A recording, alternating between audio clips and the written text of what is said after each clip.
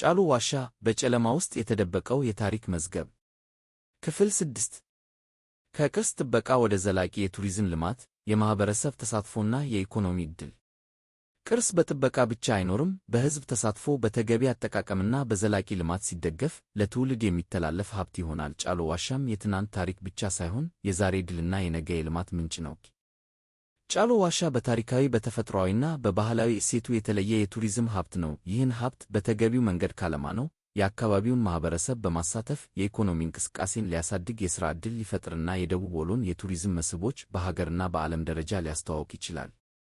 የቱሪዝም ልማት ማለት መንገድና ሕንፃ መገንባት ብቻ አይደለም። የሚጎበኘውን ቦታ በመጠበቅ የአካባቢውን ሕዝብ በማሳተፍና ጎብኚዎችን በሚገባ በማስተናገድ የሚገነባ ሂደት ነው። ስለዚህ ለጫሉ ዋሻ ዘላቂ የቱሪዝም ልማት ለማምጣት በርካታ ተቋማትና አካላት በጋራ ሊሰሩ ይገባል።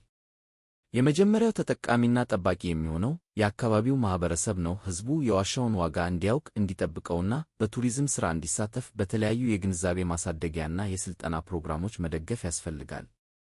የአካባቢው ወጣቶች በአስጎብኝነት፣ በባህላዊ ምግብ አገልግሎት፣ በዕደ ጥበብ ሥራዎች፣ በባህል ትርኢትና በሌሎች የቱሪዝም ዘርፎች በመሳተፍ የራሳቸውን የሥራ ዕድል መፍጠር ይችላሉ። ይህም ቱሪዝምን ከቅርስ ጥበቃ ጋር በማጣመር ዘላቂ ጥቅም እንዲያመጣ ያደርገዋል።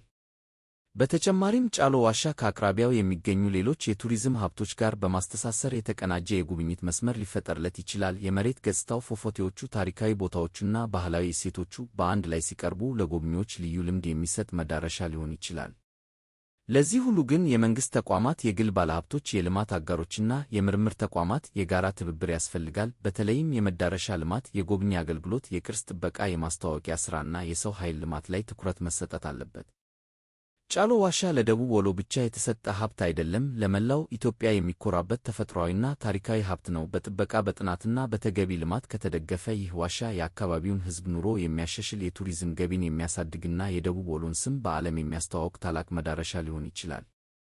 ጫሉ ዋሻን መጠበቅ ማለት ያለፈውን ታሪክ ማክበር ብቻ አይደለም፣ ለቀጣዩ ትውልድ ዕድል መፍጠር ነው።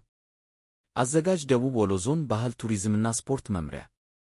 ክፍል 7 ይቀጥላል።